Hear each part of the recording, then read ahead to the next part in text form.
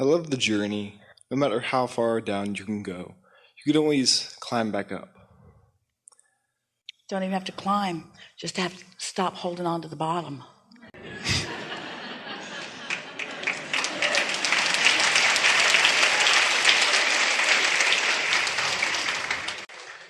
And your teachings are absolutely amazing. I love how... You love how good it feels to remember. Absolutely. To remember who you are and how it all works. And that's that resonance you keep feeling. Like, I knew this, I knew that, I knew that. It's funny how you can go from being little and being directly, almost having no resistance. And when you did, it was so short. Because you were always looking for the next best thing. More, the mantra of the universe. Right. And it's funny how, as we continue to get pinched off by parents and ourselves, really, my question is at what point does your beliefs match what you know? And what point does maybe you stop believing in so many things and just know? And well, here's how it goes, and you're going to like this and not like this and then like it. So brace yourself. It goes like this, essentially. So you sift, know what you don't want, know what you do want.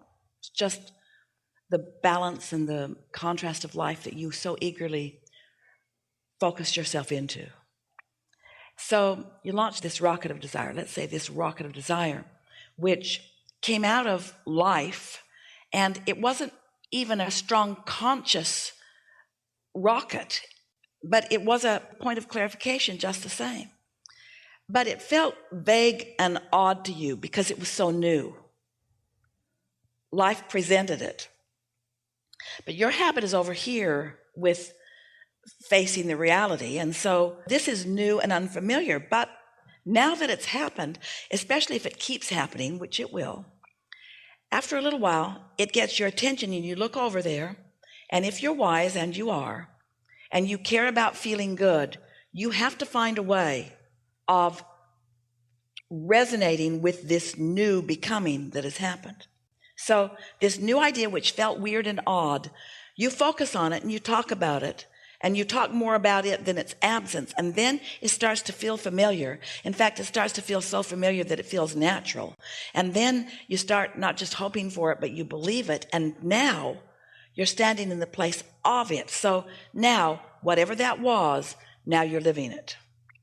But along with that, and this is the part you don't like, most humans, along with that, you got what you wanted, but you also got a whole new vantage point, a whole new set of contrasting experiences, which eventually, usually very quickly, causes you to launch another unfamiliar rocket of desire, which feels weird to you. So you focus on it, you talk yourself into it, you soothe yourself, you bring yourself up to speed with it. Now you're standing over there in that vibration, and now it manifests. And right along with that manifestation is a whole new vantage point and a whole new set of contrasting experiences that's going to take all day long, which causes you to launch another rocket of desire. And so what continues to happen is your point of view keeps affording you more contrast, which is so wonderful because it gives you more ability to create. And once you get the hang of this, once you understand the slight discomfort in the new, then it doesn't have to be uncomfortable because you know the law.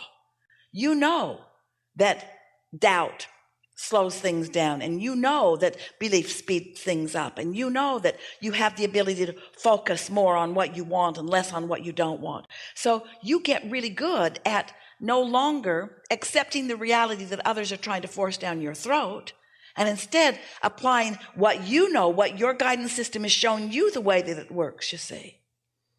It's a wonderful thing to be your age and know what you now know.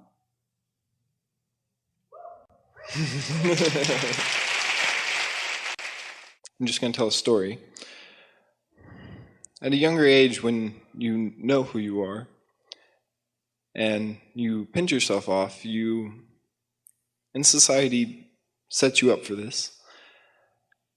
It's funny how if you don't go back, you keep pinching yourself off, and you always say, why, when it's always the emotion that you talk about, that you look for. And I tried many different things or continue to do many different things that make it easier just to feel good. And I would like some explanation, or maybe if you were in my physical shoes, some of the things that maybe when you were in the body, maybe eating well, exercising, some of the things that you can do just to feel really good about yourself and not necessarily have to think about all the details of what you want. Because like you say, the vortex already has everything in there for you. Here's the rule of thumb that we would apply if we were standing in your physical shoes, and that is, when we're feeling good, we would talk in greater detail about whatever it is we're feeling good about. And anytime we're not feeling good, we would stop the talk. Go general. When you don't feel good, don't be specific, because that speeds things up. And you don't want to speed yourself up in the opposition to what you want. So just talk more if it feels good and talk less if it doesn't. That really is the simple and very powerful tool. Do you understand that when you stand in any moment in time, that the non-physical part of you that we are calling your inner being is focused upon exactly what you're focused upon at exactly that same time, and has a very strong perspective, or you might even say opinion, about what you're focused upon. So if when you focus on it, it feels really good to you, that means you're so in sync with your inner being that your thriving is heightened. But if you feel negative emotion, that means the very thoughts you're thinking are in absolute opposition to what your inner being knows. So when you're being hard on yourself, or when you're regretting something, or when you're remembering some put down that someone applied to you, or some put down that you applied to someone else, it's really vivid. In fact, we want to put it to you in such a strong way. If your inner being didn't have such love and respect and understanding of your value, you could never feel the negative emotion that you feel. Because the negative emotion that you feel is relational to the way your inner being feels. So doesn't that make sense? When you're mad at yourself or down on yourself, that's proof of how your inner being feels. The more you hate something, the more proof there is of the love that is there that you're denying in that moment. Once you get that in your consciousness, then that sense of worthiness and that sense of right place, right time comes forward. You've said something a time or two here that we want to help you to feel clarification about. And that is, yeah, it does feel like life's doing things to you. And it does feel like others are doing things to you. It feels like people in power or people in control can affect your experience. Because if they weren't doing that, you wouldn't be feeling this. But there is no assertion in this attraction-based universe. So the hard and sometimes suck it up, buttercup, uncomfortable truth of it is you're doing it all to yourself. And as our friend before acknowledged, very often your inner being called you into things to give you clarification. You would not have a vortex like you have at this early age if it were not for the life experience that you've lived. And every bit of that was intended as you made the decision to come into this physical experience. So many choices about so many things that are serving you so well, you see. And so here you are, thinking very clearly, understanding the process, and on your way to deliberate creation. There is no sweeter living of life than to have launched a rocket, maybe even unconsciously, somehow come into awareness that there's something that you want that you're not a vibrational match to because your negative emotion is letting you know it. And then focus yourself into positive emotion about it, and then watch the universe yield it to you. That conscious realization or association between the thoughts that you have deliberately been thinking and the manifestation that follows, there is no greater high or greater enthusiasm or greater zest or greater awareness of your purpose of life than that. Talk about enhancing your sense of worthiness, you see. No one else can pronounce you worthy because nobody else can pinch you off from the abundance that you seek. It's only you that can pinch yourself off. So it's only you that can open up to it. So you have to prove isn't exactly the right word that we're wanting Esther to find, but you have to demonstrate to yourself what your vibrational acuity is, and then just practice it, and then watch others stand in astonishment as they see you say it and mean it and get it over and over and over again. Teach to the clarity of your example. I don't talk about what I don't want, and I don't listen to others talking about what I don't want.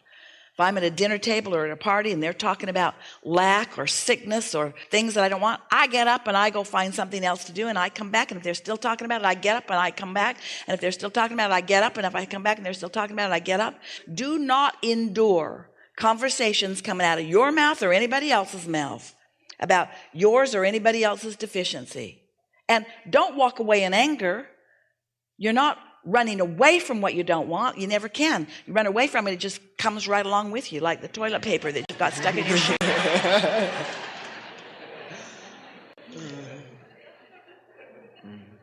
Go to where you want to go, in other words, and look back smiling at them. Love you guys. Talk to you when you start talking right.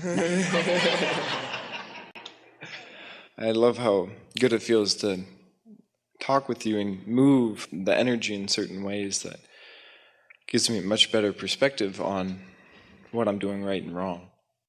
You're never doing anything wrong. You're doing some clarifying things. How do you find your balance? How do you find your balance if you don't test it a little bit?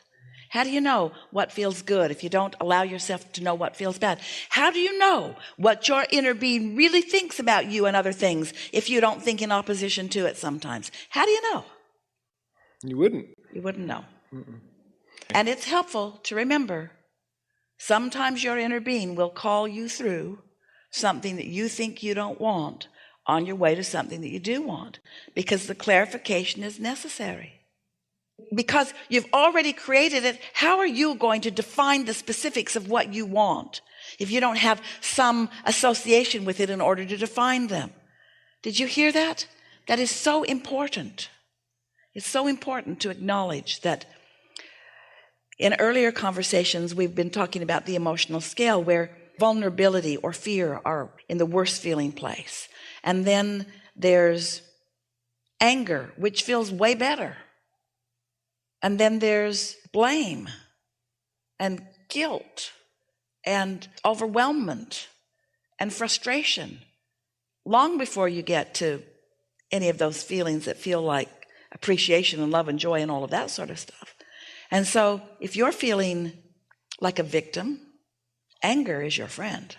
Your inner being is calling you and can call you from despair all the way into joy. You just can't hear it. That's what we were talking about with our friend earlier.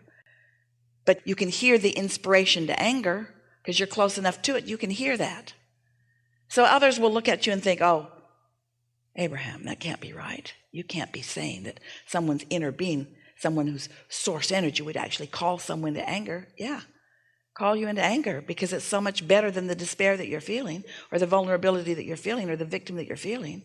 And so that anger is a step in the right direction. And yes, indeed, your inner being is calling you not to stay there, because your inner being is going to keep calling you from anger, revenge, all of that, right through it into hope and so on. But your inner being is always calling you.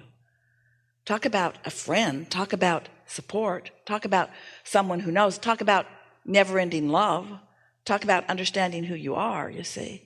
So the more you know that, the more you are likely to listen for that, to feel for that, until in time, those vibrations are rarely in your experience. They will never be completely gone because you're going to be eager for life and looking for more experiences and wanting more exposure and wanting to put more things into your vortex. But it's all good, you see.